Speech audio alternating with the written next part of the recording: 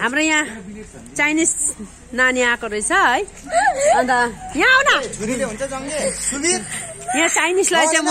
आजको रुखमा चढेको देखाउने छु हजुरहरूलाई को चढ्ने रुखमा ल यहाँ आउ न तिमी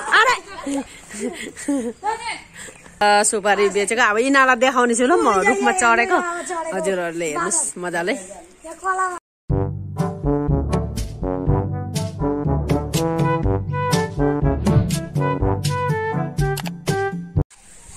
झार्यो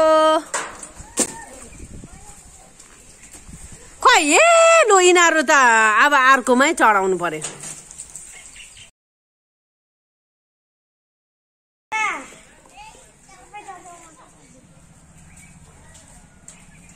यो चाहिँ मेरो सुपारीको गाँच हो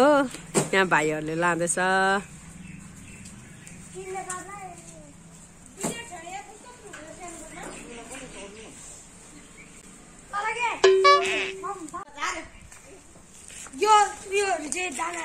सानो राजेश त खै ला खै त नि झरेन त्यसले त हातले झर्छ त्यो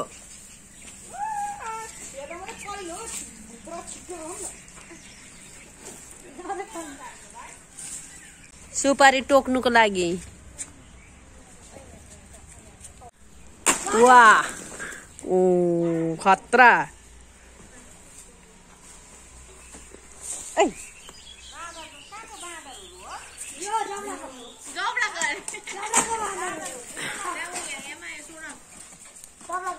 जब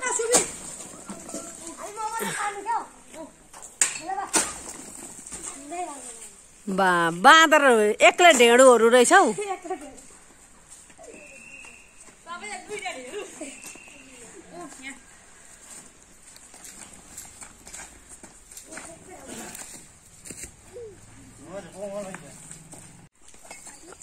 यो राजेशले त के हो चढेर त फेरि उत्रयो त नि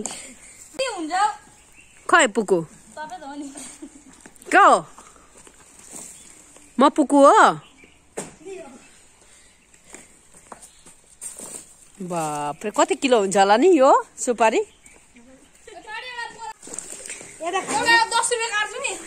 कति काट्ने बा उसले पो पैसा दिएला जस्तो 10 रुपियाँ काट्छु भन्छ